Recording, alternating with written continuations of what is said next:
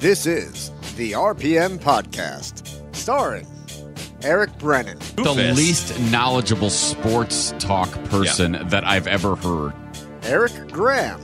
He's notoriously fussy. Sam Ballard Jr. He has no idea what he's talking about. Nick Rendo. He falls asleep while he's on the air. And Josh Matthews. The only time he ever goes viral is when he looks like a buffoon. And now, back to the show. Well, everybody, and welcome to another edition of the RPM Podcast. Full house once again. Josh Matthews is here. Just about. Neil Rutt III working on some race car stuff. Not exactly sure why, because he's got a couple weeks off, but they tore up a lot of stuff last week. Yeah, they did. Sam Ballard Jr. live from the University of North Carolina, Charlotte. Right? That's UNCC. If you go, yes, sir. I'll get it right eventually. Yeah. C. But the man of the hour is the guy sitting to my right, and that is, of course, Joey Bailey, who, Joey, the last time that many of us saw you, you were being aided by many of the members of the Wall Stadium Speedway track crew after probably one of the most wildest wrecks of the year. And taking away the last ambulance. So, yeah. I already apologized to everyone else in the club that they couldn't finish their race. But it's okay. It was late anyway. It was late, and I have a feeling that there was going to be another nasty wreck if they continued. I don't know why. It looked like it was going to be one of those races. Usually, because it actually went green for a while. I was saying to myself before it happened, like, wow, we were actually doing laps and everything like that. And if you bunch them back up with 5 to go, you know something's going to happen. It's weird. Like, for me, like the legends and the late models, they either run green the whole time and it's good, or there's like 4 red flags. And the TQs, since they've been on the flat inner track, it's like there's a few spins, a couple of yellows or whatever, and occasionally you have I'm going to bring it up quick, like Ronnie Mullen's flip, which made the news or whatever. And I remember Ronnie made a fun comment on, I believe it was Facebook, about it's never a good thing when people are comparing you using your wreck as like a benchmark, because I mean that was a pretty wild ride. I know that's really wild. I don't know. I mean, first and foremost, for those who don't know, Joey, how are you feeling? Feeling pretty good. Diagnosed with a concussion, and I go for my baseline brain test thing tomorrow. I don't really know what it's called. But then, brain test thing. The biggest thing is getting back in the car for Waterford. Waterford's in 2 weeks, and the car is going to be ready, and I'm going to have to be ready. I'm going to win that thing. So now, I was just going to go there. The wreck happened Saturday night. I saw your father, Russ, right after it happened, who was just tough as a man of steel, like superhero tough, the way he was able to handle the situation. You were out cold for a little while. Then I get to finally talk to you about 2:30 a.m. You get out of the hospital about 5 a.m. You guys started working on the car Sunday. It was like Sunday morning. Like, how do you do that? Like, what drives you to do that? And that's when you said to me for the first time, like, we're going to go out and try to win Waterford. It's just determination. We've had a horrible month, and we've had a great year besides that. Have you ever heard of quit while you're ahead? Yeah, right? It actually wouldn't be a bad idea, but we felt like we should have had a win back in April, and now it's October, and we're still trying to aim for it. And we felt like it was going to happen at least June, July, August, because all we were doing was finishing second. It's been so close. And then it was just a horrible month this past month, but we're looking at Waterford as like a place we can go to and win at. That's one of the tracks where we can have the wing, and we almost have an advantage there because we have the 10-inch tires and everything. Oh, that's right. That. You like it on top. I do. And I remember Thursday. Those are one of the few remaining tracks we go to where it was just kind of like Wall Stadium. So I really feel like that's the best shot I have to win this year. Now, on a bigger note, you've had a couple of hard wrecks, not over this year, but over the last couple of years. We see what's going on in the NFL. We see what's going on with Dale Earnhardt Jr. For you, as a young racer, young up-and-coming racer, is there any concern about long-term effects of this? Or I'm sorry, but when you said what's going on in the NFL, I thought you were going to go into the whole kneeling thing. No. Just which I do want to say, like we said last week, we're not going to get into the kneeling thing, but I will say if it takes away, or if it causes people to not watch football, I support it. My goodness. I will second that. That's messed up. anything But that now- anything that hurts the NFL, I'm for. Just back to the question with Joey, long term. Any concerns about this affecting you or your career going forward? Or are you just itching to get back in the car? Yeah, it's all I want to do is get back and race. I mean, there's nothing really going to be stopping me, and I'm still young and dumb. I just turned I probably got about 15 to 20 more years before all the concussion stuff can even come into my mind. So I'm ready to get back in the car and go race. Well, Eric, if he can survive getting text messages from you in 3 in the morning, I think he can get back in the race car. yeah, I was in rare form, but I was handling myself well. You could, And he has Joey. to sit with him on the ride back. Yeah. Now, on a personal level, I'm glad you're okay. We were talking about this in the car on the ride down. So professionally, you don't care about him? No, Yeah, you want to let Joey outside, man. Screw you, man. It's funny. Damn. I was telling Joey on the way down a few years ago. I had an opportunity to interview Bob Jenkins right after he retired from television, and he told me how he was always taught growing up to never get too close to race car drivers because of the fear of losing them in some type of incident, and that fear always exists. And you never want to see anybody get hurt in a race car, but Joey and I have grown rather close for the last year or so, and it's what I heard was you. It was just like, oh no, you're like the more so because I knew the string of bad luck you've been on lately, and then of course the attention turned to your well-being, and just happy that we have you here to talk some racing. The worst part for me after watching it, because I didn't think that you would have been like I didn't think death was really it was, but it was gonna be a hard hit and looked like it would hurt. But what scared me the most was when the announcers were saying, and Brendan being one of them, that he is conscious. Not okay. He said he is conscious. It's not Wait, well, conscious. all right, so I can provide a little bit of backstory to that. Really quick, not spend too much time on this, but I told Joey what happened. Jeff Gravatt had to leave early, which Scott Riggleman poked some fun at me for, and I'll talk about that in a little bit. But I ended up doing Victory Lane for the factory stock race, and the plan was for me to do it for the TQ race as well. Well, I go down to the grandstands at halfway because I'm thinking the race is going to go clean and green to the end, so they won't need me for replay. I was wrong. So I see the car flipping, and again, I thought I knew it was in the vicinity of where Joey was running, so I really hope that wasn't Joey. And I hear Earl Krause come over the radio and say it was Joey Bailey. So I turn around to run up, and Bill Bryce, who was assisting as race director, is on his way down, and he looked at me, and I said, anything? And he just shook his head no. So I knew that Joey was out, but we didn't make it public. So I got back up the tower, I marked the video, that way, in case anybody had to see it, and we kind of remained quiet so the safety crews could do what they were doing, and I heard Kyle Reed, who was kind of leading the charge in terms of the next item of business, which is getting Joey out of the car, and I heard him start to say, driver has not responded yet, and then, the mood just kind of gets sucked out of the room. Yes. And it felt like forever, but it was probably only about 5 minutes. And we finally heard it come back over. Driver's now conscious. And then, Earl and Gary, who were calling the race, just kind of reiterated what Kyle said trackside. So, and Joey, you said you don't really remember much of any of it. The last thing I remember was thinking I had it saved because I was pointing in the right direction, but obviously I didn't. So, but no, I don't recollect any hit. I don't recollect anything. So, I mean, I guess it's kind of good in a way, but. Well, nevertheless, Sam, what? There what must are be you some laughing innuendo at? we missed. I'm just laughing about the way home for those two guys. Well, Joey's here to not only talk about the bad night that he had Saturday, but also everything that took place in the world of motorsports. And obviously the big story is in the world of NASCAR. I got a bunch of NASCAR stuff I want to tackle, but Oh, boy. Primarily the first thing that I want to say, many of you saw Dover. I didn't see the whole race because I was traveling that day, but I saw a lot of industry experts say, thank God Kyle Busch made that last lap pass because that was probably the one thing that made the race memorable, aside from the younger Earnhardt hitting the pit road barrel. I just said that was a good. Now, there are a lot of the drivers listen to the Radioactive, which one of my favorite things to come out of NASCAR, especially post race, is when they put together all the radio chatter. A lot of drivers seem to really dislike the track, but. And while it'll only be a lap or two before they get strung out and become kind of a freight train, right. in my experience there, but there are battles going on and somebody working on just trying to get that, to get it into a position to pass. I saw a lot more people driving the high line than I have ever seen there. And I thought there were Kyle Busch running down the field the way he did, Truex being, really good early on.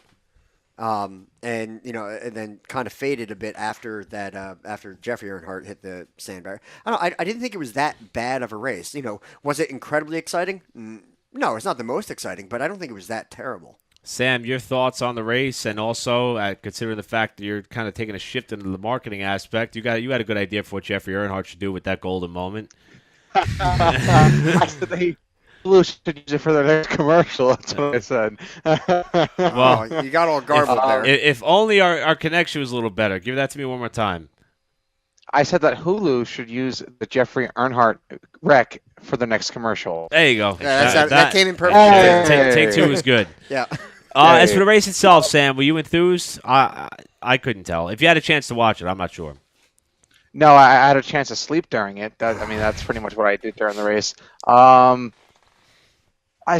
Dover's one of those tracks that you need a pair of. There you go. Dover's one of those tracks you need a pair of balls to race at. And I think race car drivers nowadays, especially younger ones, they have the balls. They're just not afraid to grow the balls. So that's why you see the older guys still running the track. I'm just thinking, Sam, but the connection's cutting in and out a little bit, so I'm just praying that it doesn't do it where we end up on America's Funniest Home Videos. Oh, man. So, now, Joey, I know that your Sunday was back to fixing a race car, but you're a known Kyle Busch fan and supporter. All that aside, it has to be tough to see Chase lose another one. And I'm not asking you this question because you know what that feels like this year. But I'm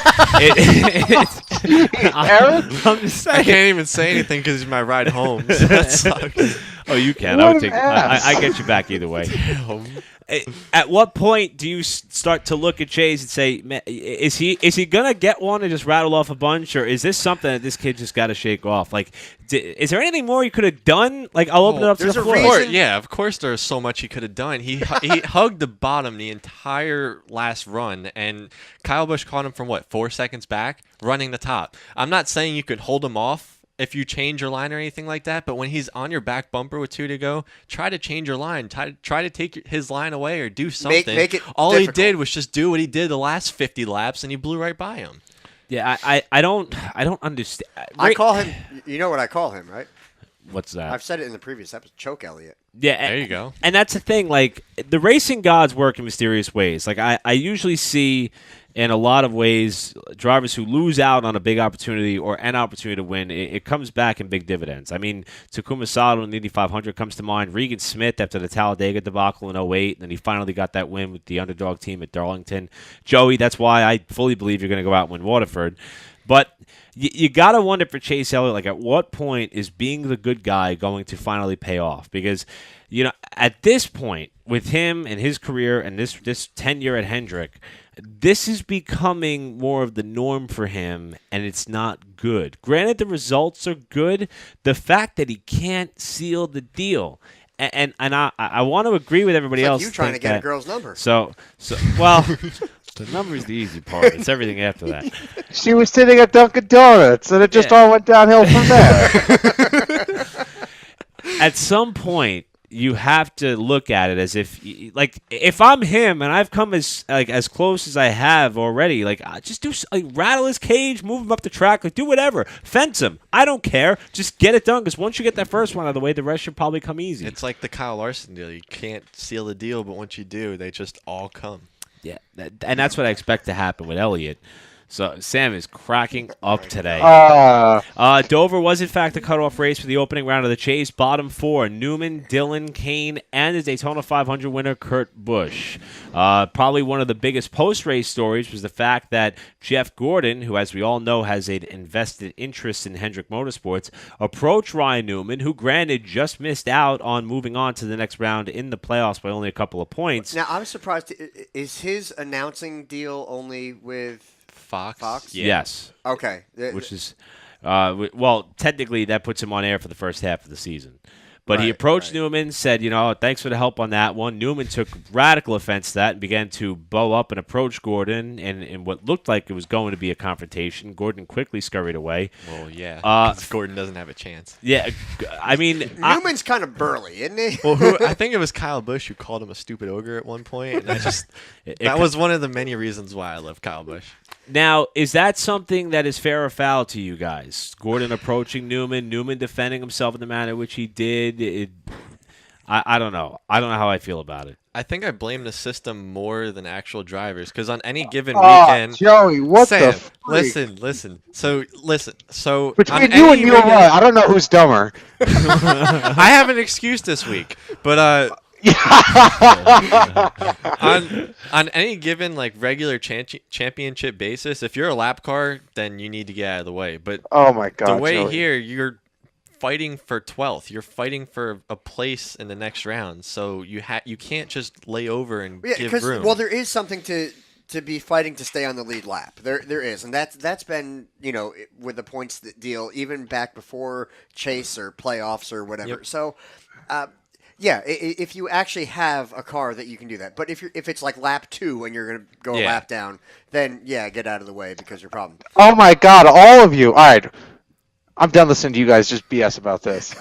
Stop pussyfooting around. NASCAR fans, I'm talking to you. If you don't want to see racing, go watch IndyCar. NASCAR is not for you. We need racing. We need more Ryan Newmans on the track. Screw Jeff Gordon. He's old and washed up. I said that on the show once or twice before. Screw Jeff Gordon. Ryan Newman was fighting for every spot on the track. If he was racing Danica Patrick, if he was racing Jeff Gordon or his old mom, Ryan Newman would put his mom in the fence.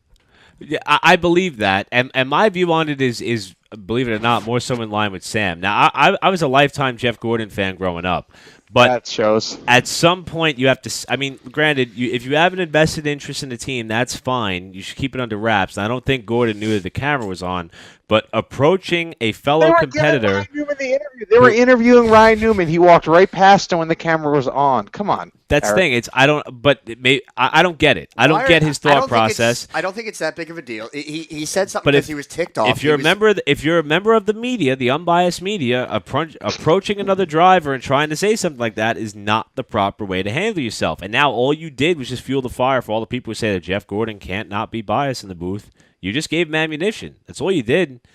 Yeah, but we're talking about it and people are going to listen and or care about it. So if you ask me, it's one of those. It goes down to when they stop talking about you, it's a bad thing. But if they're talking about you, I have nothing wrong with what Jeff Gordon did. I have a problem with why he was mad. He was mad because his driver was raced. If Chase Elliott doesn't want to be raced, then he's in the wrong sport. Yeah. Go play football. Go kneel at a football field. You know what I'm saying? I mean, at the end of the day, if you want to race the damn race car, because you have guys like me who would dream about even being in Joe Bailey's spot. And I know Joey's really appreciative of where he's at in his racing career. If you don't want to race, if you don't have the balls to race, don't strap into the freaking race car. This is freaking ridiculous. This is why NASCAR's dying. Sam, you just gave me a fantastic lead into my next story. wait, I want to know. Sam, you want to have a concussion? The next story gained national headlines on all news media outlets, and it just popped up about within the last 24 hours or so. And the one that I'm going to read from is from FoxNews.com. No. NASCAR racer Denny Hamlin said Wednesday that he believed drivers should be getting paid like NBA and NFL players. Hamlin, 36, who was attending a charity event to advocate International Walk to School Day with FedEx, told That's a NBC thing? Sports and ESPN that drivers were underpaid.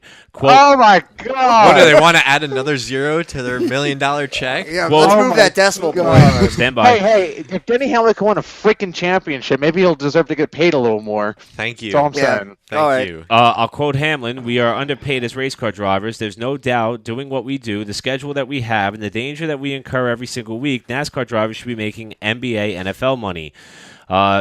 The article continues, NASCAR drivers normally receive deals within the 7-figure range versus other sports which range from 8 to 9 figures.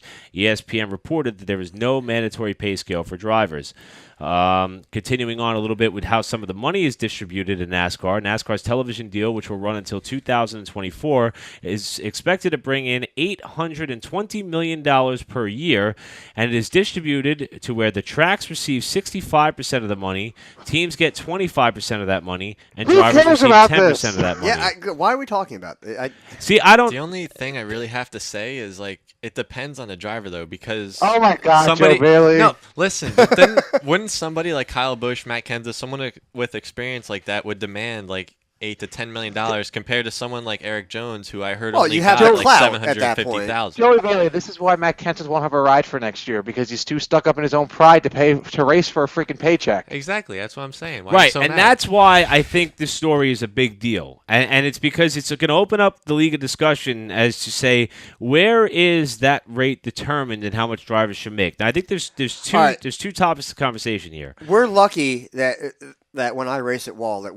they pay through the field. A lot of tracks will pay like the top 3, top 5, something like that.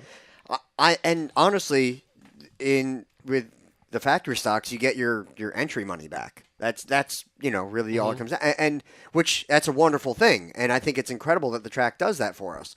But what my point is, we're going out there and racing because we enjoy it. It's not because it's a career. I would love to race in NASCAR and get paid and be able to own a house because I race. I would love to be able to do it because we make a stupid podcast. But we're enjoying this. We're doing this for fun. What are you calling stupid? Just one more thing to note here before we continue on with it. Forbes reported that Hamlin earned an estimated $15.2 million in 2016, making him the third highest paid racer that year. However, the top highest paid racer's income per year has decreased each year since 2013. So adding another zero to that wouldn't change his lifestyle at all. The biggest thing I feel is there's two topics of conversation to break into here. One of which is driver's salaries, which if you talk to anybody who watches any form of sports, the argument is always that they believe that athletes are overpaid. And I actually don't agree with that notion because an athlete has to invest the majority of their young scholastic career trying to work on their athletic abilities, and they only have X amount of years to perfect that craft. So they have to make a lifetime's living in 7 to 10 years. I'm not denying dedication and effort and even Right, expense. which is why... Eric, No, but that's why they get the max amount of money, and then that money is supposed to last them the rest of their life, and they can, 65% but they're just to done with it. 85% end up going broke after 5 years. They are. So They gamble like Eric. now, as for there's nothing wrong with gambling if done legally. As for the NASCAR side of things, I would actually try to. I agree. There's a problem. The money distribution model is flawed. Who's making money in NASCAR right now, Eric Brennan? Who is making money? Please tell me. I'd like to be that person. $820 million per year for a TV contract that goes to 2024. That totals over $8 billion of income for all of those involved. You said 2024. Do you think we're going to have that contract once 2024 comes? It's in place. It's in writing. If there's no way that Fox or NBC can back out of this. But after they're not. 2024, Yeah, after 2024, do you It's think probably going to anyone's... drop, but that's the point. So now they're talking about a piece of the pie here. Now you're going to shrink the size of the pie, but keep the distribution the same. You know what's going to happen? We're going to be watching NASCAR races 3 or 4 days after on freaking Hulu, in the middle between the Jeffrey Earnhardt crash complication of them. And No, but see, in terms of a legitimate argument, you can't go that far because IndyCar's ratings are 25% of what NASCAR gets right now. So, But and IndyCar's on the up and up here. So, Wait, hang on. But, you're going that's to because complain. they're so far down, they can't go any worse, Eric. He kinda has NASCAR's a not point. there yet. No, I actually agree with Sam on that. We've talked about the payout and versus risk in IndyCar. I mean the purse is terrible Right. compared to NASCAR. So if you're going to complain about NASCAR when they have, and plus the merchandise sales. Wasn't you're it a not few thinking- years ago with Regan Smith? Wasn't he filling in for a few teams here and there, and he was doing it for free? Yeah. I'm sorry. Casey Mears. It was Casey Mears with the guy. well, I believe Reed Sorensen raced an entire year for free at the end of the 2010 era. Yeah. You Like, want to know what, Denny Hamlin? Some of us can't 2009, be in the Toyota Joe Gibbs equipment. So if you're not happy, go Go someplace else. I would do NASCAR does not need Denny Hamlin. But how NASCAR does about not the need people Denny who Hamlin. actually don't make any money and actually pay to run a season? Like, I don't Thank think you, Brian Joey. Scott would pay. Anything with ARCA, you're paying to race. But Brian Scott with that Albertsons and Shore Lodge and stuff, he wasn't making any money. That was all his father's companies, wasn't it? Yeah, that's what provided the funding for him to compete. Menard. But in terms of the money that is now being acquired, like if you look at other major sports, there's a revenue sharing. Like there's a collective bargaining agreement in which all the teams distribute the money. The television money gets distributed equally amongst the team owners. 65% of the TV money goes to the racetracks, which, aside from your Pocono and Dover, it's two colossal, organizations that kind of make that market up. I feel that considering the fact that tracks hold music festivals and driving experiences and all these other ways that they can make money throughout a calendar year, maybe you can kind of shrink that. It's a lot. It's a lot of money. That's a lot of money to go to the racing venues, which are now, as I was telling Joey, remember, over the last couple of years, NASCAR has been inking 3 to 5 year deals with these racetracks. So now they have security. That's something they didn't have when this deal was put in place. So I get them wanting more money as a guarantee for them hosting the events. So the financials of the sport is a big deal, and it's something that's going to shape how the sport continues to grow over the next few years. We need to drain the swamp. So, and that's the thing. I don't agree. If you want to give somebody more money, I say give the crew members more money. Give the pit crew members more money because they have a shelf life that is a lot lower than that of the drivers. I was talking to Ryan Flores about this, and he's saying, if I get hurt, my career as a pit crew member could be over. It's just like being a professional athlete. I think they should get a couple more dollars because they're the ones who are really risking their livelihood they get a fire every suit time and they a get over helmet, the wall. That's it. Yeah. And if they get hurt, they're done making money that way. So if you want to start distributing money differently, I think those are the guys you got to take care of first. Because and look at it, Joe Gibbs. That's how they got so much. That's how they got so much better. They were breaking sub 12-second pit stops, and then that's a big deal. That's a hot commodity. Well, let me ask you something. For the tracks, are they responsible for like safer barriers and everything like that to make tracks safer? Yes. So I don't think it's all that bad that they do get quite a bit of money, but I don't think they should get that much. Which was a counter argument by a couple drivers on social media when this story broke, is they said, look, if the tracks are going to get that much money, then allow them to make capital improvements. Somebody called out Dover, saying that they have not invested financially the way that they probably could have to improve that facility, citing that the garage area is piss poor. And the only thing that they did was add safer barrier. And then, they removed some grandstands, but it's get rid of the horse track and lower that whole infield down so you can actually see the backstretch. Think about how much money that they're giving Dover. That amount of money would go so much farther if they gave it to Concord, Wall. And if you think about it, how much is it? How much of that money is it to actually put in safer barriers to have? Because I think we're at a level where any track you go to with a major series, you need to have it. So how much it's actually would it actually be? It's in the. This was a big bitch by Jim Utter when NASCAR went to Eldora. It's in the sanctioning agreement that if you host a race for one of NASCAR's top 3 series, you have to have safer barrier. Well, you can also argue that road courses don't. Yes, that may be the only exception. So Eldora got a freebie on that. Yes, but had a baby Watkins over Glen, you have the Armco versus a concrete wall, and I'll take the Armco over the concrete. I think we all would. My issue is real quick is that these NASCAR drivers just want to be drivers. Denny Hamlin just wants to be a driver. You have guys like Red Byron, Junior Johnson, Alan Kawicki, my all-time favorite race car driver. These guys were businessmen. They realized, hey, I'm lucky to be doing this for fun, but I need to make money out of this. And they went to where the money was at. If Denny Hamlin's complaining because he wants to get paid more, own a freaking team. Yeah. I can't really argue with that logic. I mean, if he wants to be a lazy ass, then let it be. And you know what? Joe Gibbs has a crap ton of drivers to replace Denny Hamlin. And if Denny Hamlin feels that strong that he's underpaid, then he can go screw off in a truck. Yeah, it'll be interesting to see how that moves the needle moving forward. I think I just lost a lot of potential jobs. No, you're good. For Joe Gibbs, maybe. You're good. Just a couple of things to tie up really quick. Bubba Wallace and his push with Domino's seems to be taking off. Sam, I know you're enjoying that very much. I am. I just tweeted him. Just follow Bubba Wallace on Twitter, and you'll understand what he's doing to try to get Domino's in. Is that actually working? Or apparently they responded to him saying, "Send us a DM and we'll talk." So we'll see where that goes. Maybe the last person that said that to me, it ended up to not be what I thought it was. Oh. So, Also, How do you open the door? You open the door and you yell at us. For I'm walking allowed to through. make fun of myself. It's okay. All right. I want to take a moment and remember Robert Yates, who is a NASCAR Cup Series championship-winning team owner, passed away after a long, lengthy battle with cancer at the age of 74. Didn't want to go by that. And some quick news and notes on this week. Ryan Blaney won the Xfinity race at Dover, though nobody noticed. Was there a race? Yeah. They have one race left to go for their Chase cutoff. That'll be at Charlotte. And the Truck Series kind of proved me wrong. A 1.5-mile standalone event turned out to be an absolute thriller, and it was Ben Rhodes who got his first ever Where were win. they at? Las Vegas. Wow. So, in fact, that's another thing that I just want to mention before we shift gears.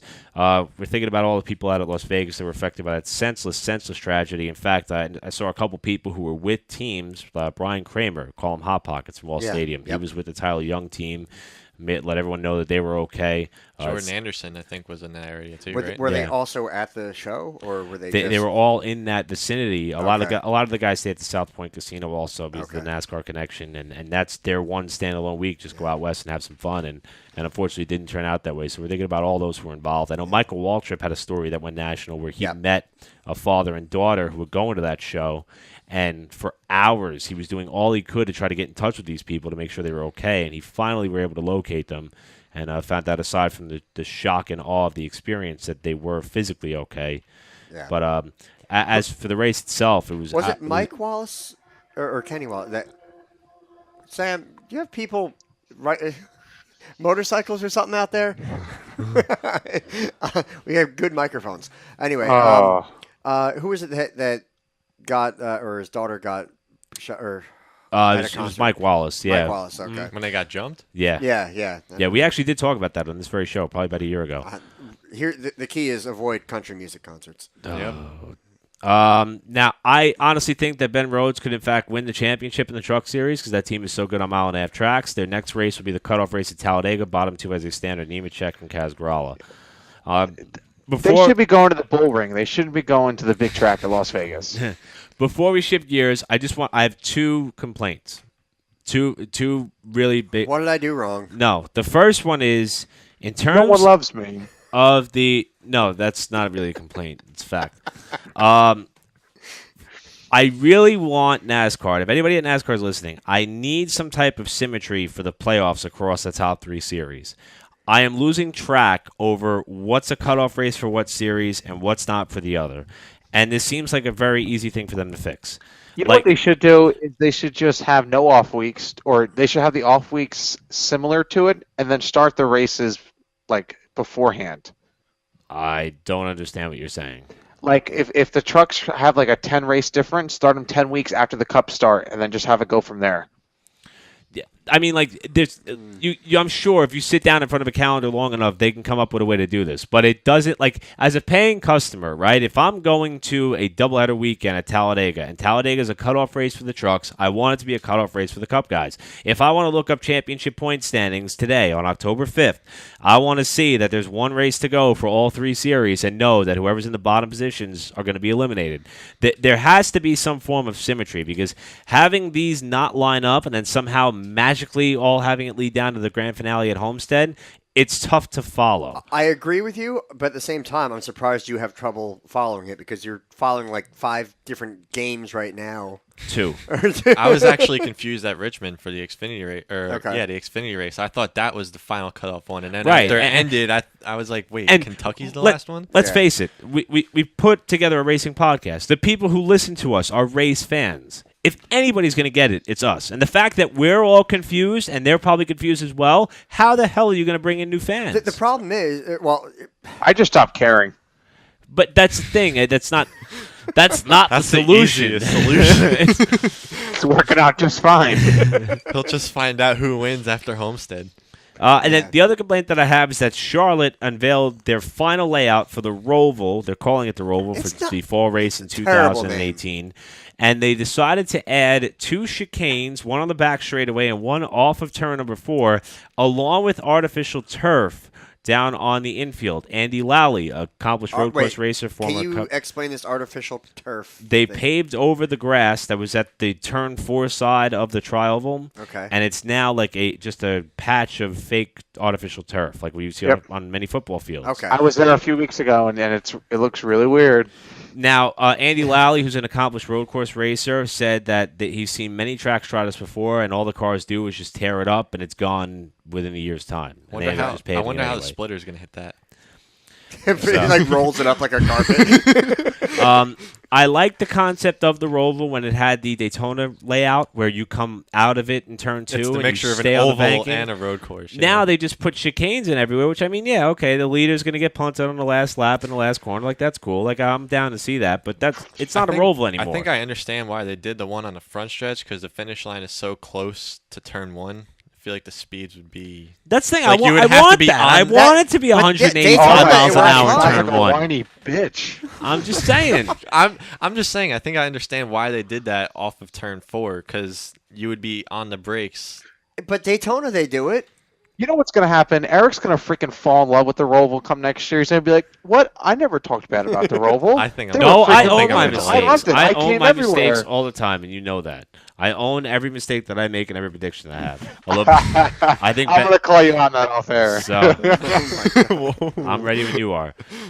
With that, we're going to take a break. When we come back to the other side, we'll talk open wheel and sports Yeah, cars. when we come back, we're going to talk about Eric's gambling problem. So, it's not a problem. I hate you all. You'll be right back to the RPM No, you don't. podcast.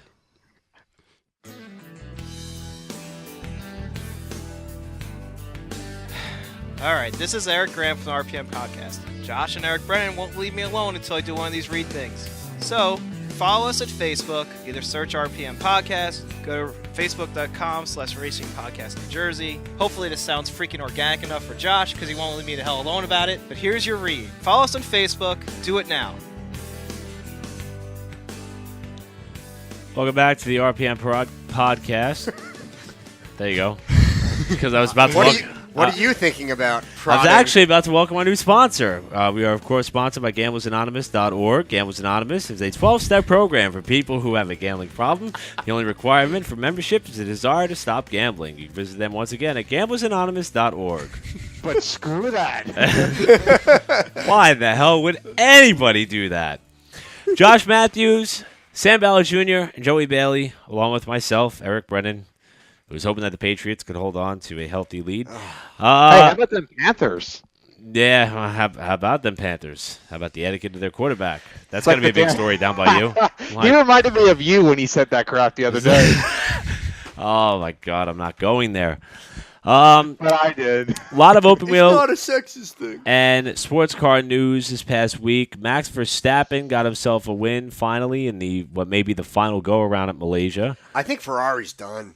It looks that way. So Deal is with Nick it, Rendo. Nick. Deal with it. Yeah. By He the don't way, listen to the show. we're missing Neil Rutt III this week, he is in fact actually working on the cars. But it's not Wednesday. And I know, and that's I don't know. He had some stuff going on, and Nick Rendo still missing in action. We did call the CIA to see if they could put out an all points bulletin on him, but they have not gotten back to us yet. Apparently, he was last seen in Italy with somebody named Gina, and we look forward to seeing him once again if he could arrive safely back to the States. And Gina is what? Yes, as always. Yep. Actually, Formula One's practicing right now in Japan. Just saw that Carlos Sainz had a pretty big hit. I didn't watch the race at all, so I don't know what to talk about. Well, What the hell is wrong with you? Well, hang on. It's at 3:30 in the morning. I had an 8 a.m. flight, and I stopped drinking at 4 a.m. I had a problem. No, you have a lot of problems. Anyway, right off the bat, Hamilton had the lead, okay? And Verstappen, it was like the first couple laps, just all of a sudden, out of nowhere, flew up and overtook Hamilton. He wasn't gonna not win that race. Yeah, he wasn't gonna, hold back or take it easy. He went right around him while he could. Bottas was hanging in there for a while, but then Ricciardo got ahead of him. Vettel starting back of the grid. Raikkonen did not start. What was the official word on why he didn't start? I mean, was it gearbox problems or what? Because Ferrari. It was a Ferrari. Yeah, I have no It's a idea. Fiat- it's a Fiat problem. In the grand scheme of things, it's nice to see Red Bull actually outright get a win under their Yes. belt, and then not having it come from the Mercedes or the Ferraris taking each other out. That's kind of good to see as they look towards The Haas Japan. team has been. I don't want to say struggling, but they're struggling. they're doing. They're happy to get points, more or less. Yeah. They had a strong start and they're kind of floundering a little bit. Well, if you had Kevin Magnussen drive for you, you'd be happy just to get points from him. Yeah, fair enough. I think what else happened in that race? But it was interesting because Hamilton really had nothing. Like normally he, like it could be kind of competitive. Can he, would he be able to make the pass? He had nothing for Verstappen. He had nothing. So again, it was good to see them up there. Sainz had an issue. How is Grassley doing with his 2 races? I'm not sure. Uneventful, basically. I saw Robert Kubica is supposed to be coming back for some testing. Yeah, Kubica is on the short list of options that may fill one of the Williams seats, obviously to sit alongside of Lance Stroll. I think personally the biggest Formula One story had to do with off the field, and maybe I'm a little bit biased, but it turns out that in a surprise move, ESPN is actually going to take over the television rights in the United States for Formula One for the entire 2018 season. This comes as a shock to me because I thought that NBC was doing a pretty good job with the Formula One I coverage. agree. I like their stuff. And now I grew up watching NASCAR on ESPN, but ESPN has really been out of motorsports for quite a while. What are they going to do? Even when they had the races, they didn't care. Well, that's the thing. I mean, they had the IndyCar stuff, including the 5 races, I say including the 5 races. 5 races, including the Indy 500, and that was where a lot of their motorsports personnel came from. Remember, Alan Bestwick was part of that massive layoff that they had, so he's not with the company anymore. From the sound of it, Lee Diffie's going to, in fact, stay with NBC Sports Network with their IndyCar and some of the NASCAR coverage. Will Buxton is unsure of what may happen to him going forward with NBC, and the same could be said with guys like David Hobbs and Steve Matchett. We're not quite sure. Bob Barsh's name's been thrown into the mix, but, considering the fact that the opening round for F1 is usually March of the year, they don't have a whole lot of time. Yeah, they don't have a lot of time to figure this out. All the races are going to continue to be shown live on network television, whether it be a couple races on ABC, ESPN, or ESPN2. But again, I don't really understand the move. But from some of those on the business side, apparently ESPN was able to grab this for next to nothing. So. But did they go into? I want to know how this came about. Like, what made them say, you know what? Let's get F1. I thought especially ESPN, when NBC Sports was, holding on to it and supporting it. And I thought ESPN was trying to bail out on the motorsports thing entirely. Yeah. Well, NBC's been for Formula One for a while, right? Yeah, since Fox Sports essentially lost it, which was what, 2012. You want to know what's really messed up? I'm here in Charlotte, and I can't even watch damn NASCAR Cup practice on Fox or whatever because we don't have Fox Sport 1 down here. That's messed up. I'm going to write it I down. was going to ask, is it like a local blackout to try to force people to the track? Or No, I can watch the Cup races here whenever I want. It's just ridiculous. Hashtag not my school. It's awesome. Do we know anything what's going on with, Alonso or Massa? Well, Massa's going. I think I read that he may be going to Formula E, so that's why the Williams seat is still open. As for Alonso, it sounds like he may be sticking it out with McLaren, but don't exactly know what's going to happen. So still kind of waiting to see what goes on there. Isn't Honda and McLaren getting a divorce? They're going to sever their ties, essentially. I have not brushed up on my Formula One stuff. No, you haven't. Yeah, and I openly admitted this prior, but I'm still being set up for line drives to head here. Honda's going over to Scudiero Torzi or whatever it is. Again, without Rendo, I am hitchhiking in my underwear when it comes to Formula One right now. Okay, I don't know. Underwear. The problem is both horror movies and porn movies start out with that. With a hot dog. Speaking of which, props to Josh with the Halloween decor. For those of you watching on YouTube, we got a little lit up pumpkin. We got some lights around Sam's beautiful smug mug on the TV. I mean, everything is just jiving here for the Halloween spirit. So I don't have a segue from that, but IndyCar news, one of which, kind of involving Fernando Alonso. The car that he drove, or the team that he drove for, is going to honor their word. Andretti Autosport announced that they will have Stephen Wilson in the car, the younger brother of the late Justin Wilson, for the Indy 500 next year. So they did, in fact, honor their word after Stephen got out of the car to make room for Alonso this season. Biggest story, though, Helio Castroneves confirmed going to move over to the sports car side with Penske for their IMSA program. Juan Montoya is going to be paired up with Dane Cameron. In fact, Montoya was quickest in the second practice for Petit Le Mans this weekend. Helio expected to be paired up with Ricky Taylor. And Sam, I know how much you love Ricky Taylor and the whole Taylor family, so it sounds like he's the one that's going to be landing in the other Penske car with Helio. Helio's still on tap to make a start in the Indy 500 next year for Penske, leaving Montoya to have to search for his own ride if he wants to compete in the 2018 500. Maybe they'll let him drive the jet dryer. So, my question to you guys: the loss of a guy like Helio for a series like IndyCar, which is only marketing about 20 to 21 drivers regularly, is that going to be a big void? Are those going to be big shoes to fill, or does the racing product kind of make up for that? I think you're always going to have someone to replace him. So, I think like you're always going to. to. Stars is going to be crying though.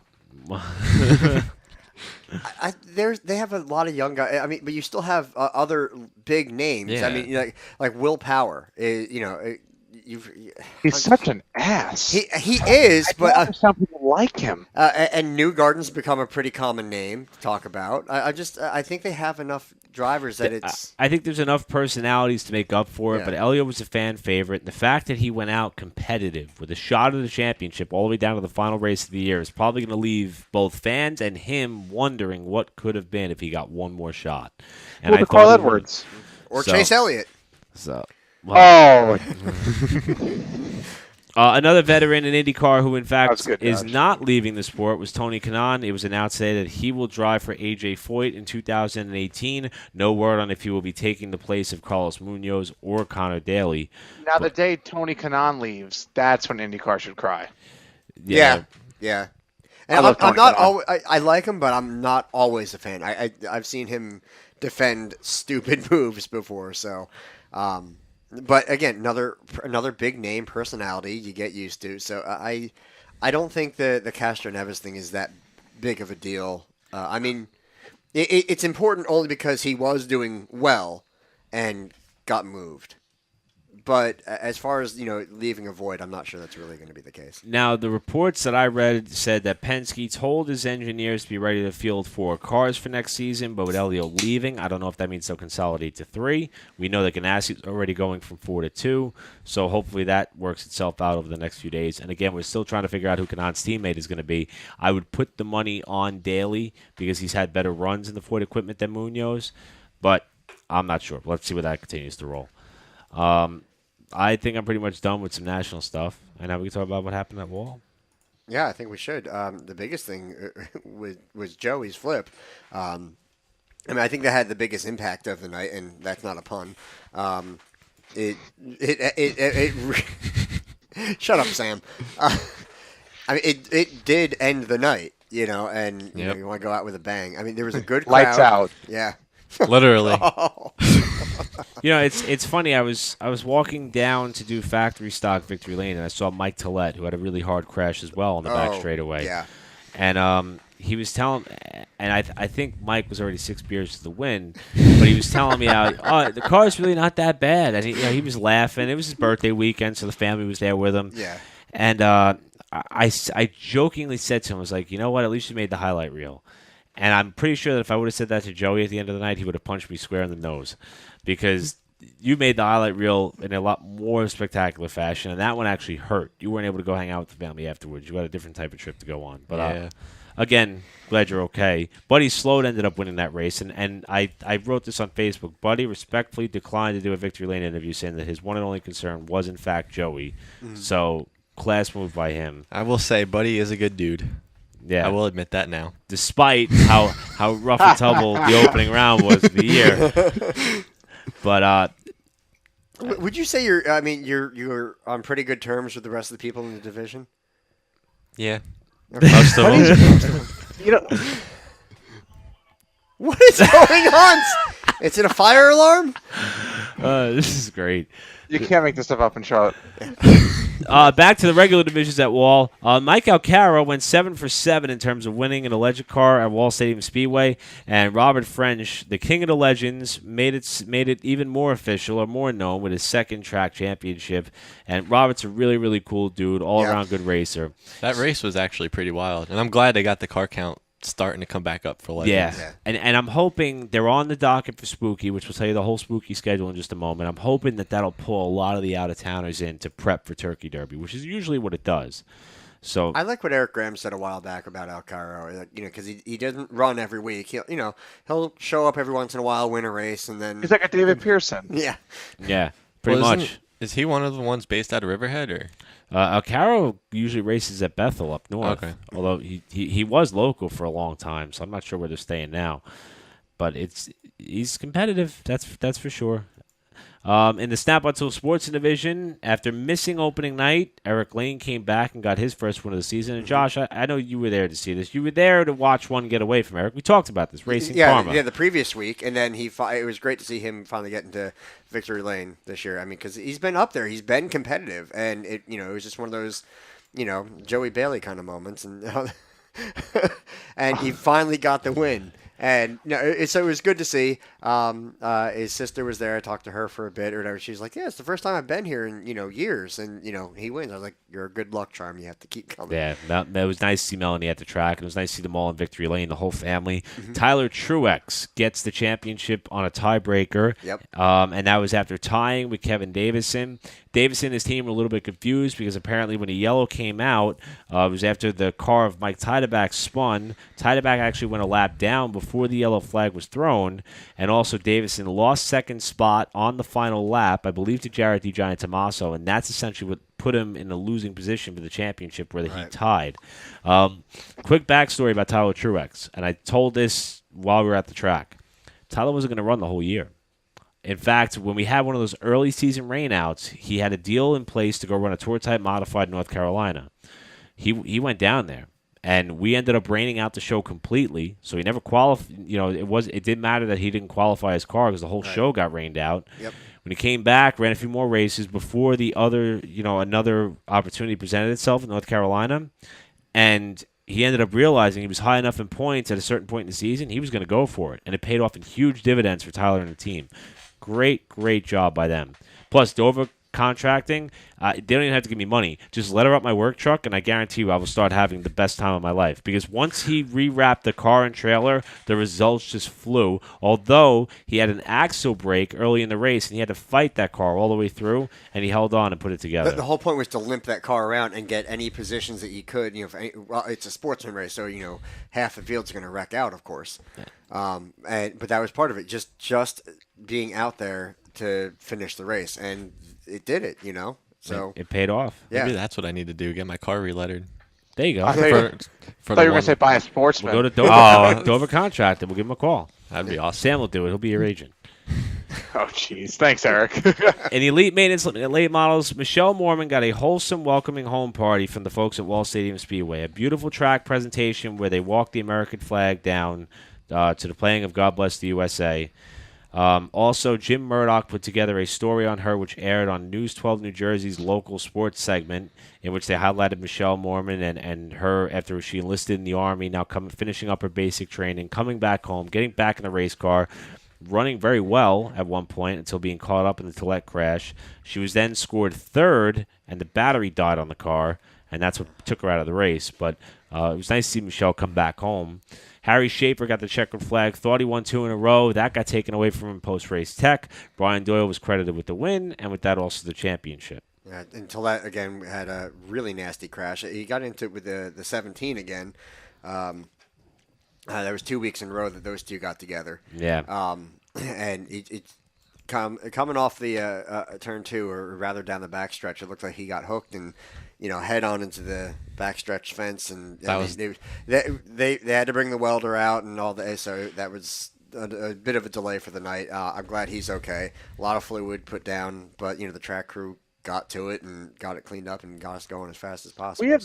We have the best track crew in the business. We blow away NASCAR. Yes. As soon as when I saw Jeffrey Earnhardt back it into those sand barrels, I was like, man, wish Wall's track crew was there because it's going to be a while. And most of them were there during the race. They just, were enjoying the race. Yeah. Moving on to factory stocks, Hellberg got the win. Riggleman got the championship.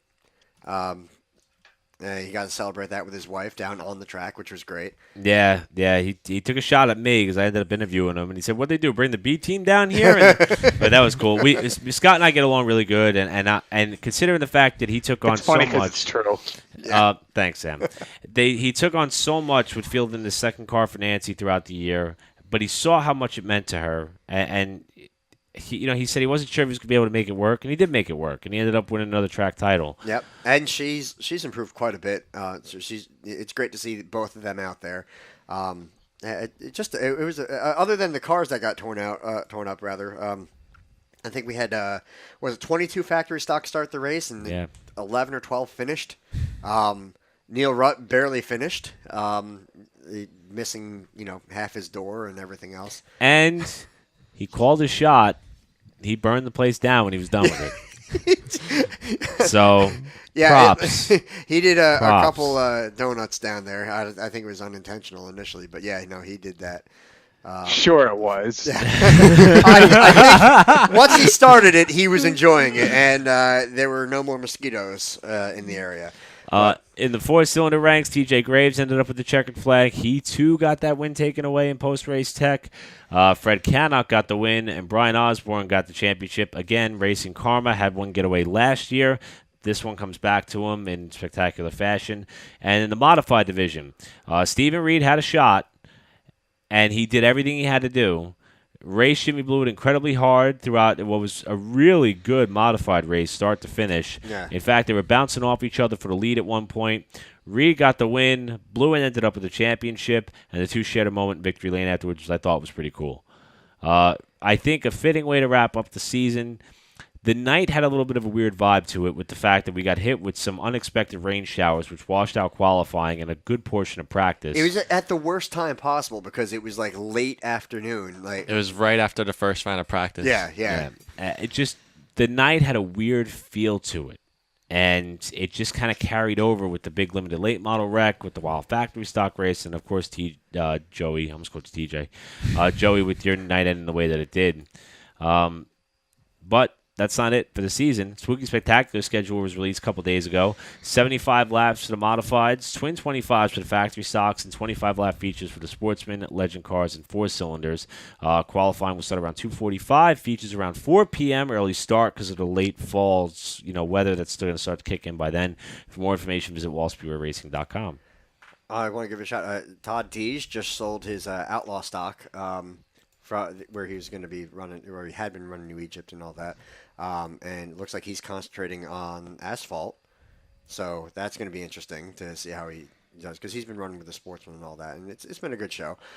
Speaking of outlaw stocks, I think it was last week, Rob Longo, former factory stock driver and champion, was running the old Orange Crush down at Bridgeport. Oh, yeah, he was telling me about that. Yeah, he was running basically a factory stock with dirt tires, and he was running some good times. He was, I think, he qualified 5th in the heat. I mean, he was doing really well with that old beat up car. It's amazing. Rick Patterson was down there helping him out. I got to see him again because I got to be back at the track. It felt so good to be back. So just wanted to give them a shout out while we're here. Other than that, what have we learned today, Sam? Oh, I had some stuff written down, but it's not appropriate, so I'm not going to say it. What did I learn today? I learned that my poster and my betting match because Joey Bailey told me to. Joey? I would learn that money talks unless your name's Denny Hamlin. Eric? The only thing that is separating me from happiness is a 12-step program, and I'm heading that way. I learned that Sam wants a concussion. There you go. Touche. Yeah. I want to be Dale Jr. Folks, it's late in the night. I think we're all running a little bit out of gas. We've all been going for a very long time. What are you talking about? Let's make it a 24-hour show right here, right now. We just got started. Facebook Live. I can't thank you all for listening and continuing to support the show as we continue to grow. Share it. Yeah, do whatever you got to do. We got some things that we're moving and working on to try to make the show better. A lot of help and input from is going to be fans. epic. Actually, AJ Wright, one of our listeners, he wrote in a lot of stuff, and we got to work that out. Yeah, I didn't even. I saw it. I didn't have a chance to read it yet. Yeah, no, Hey. there were some good ideas. I want to get into it. It's just we're slow. We're terrible and lazy. Real quick, if any of you race teams out there want to show some love towards the show, we will make stickers up. Please put them on the race cars. Get in contact with any of us. We would love to have you guys spread the show. Definitely. Yeah. And as we mentioned before, some structural changes. My schedule is a little bit crazy. Josh's schedule is a little bit crazy. Sam's schedule is a little bit crazy. So when It's just things chemo. when things begin to calm down a little bit, you'll see a little bit of a revamped RPM podcast coming your way shortly. So stay tuned. Also, only one thing I got to add. I got to thank everyone on the Wall Stadium's safety crew. They are really, truly incredible. So I know I was in a bad spot on Saturday night, but I was in really good hands. So It's funny. We say that, but you actually experienced it. Like, I've never been in a situation where they've come up to me and man, if I ever found He's myself gonna in harm's way. faint on like the Next time I find a bee in my bathroom, I'm calling the Wall Stadium track crew. Like, come save me. So I'll set the house on fire. I don't care. I don't do bugs. There you go. Maybe your fire alarm will go off. It might.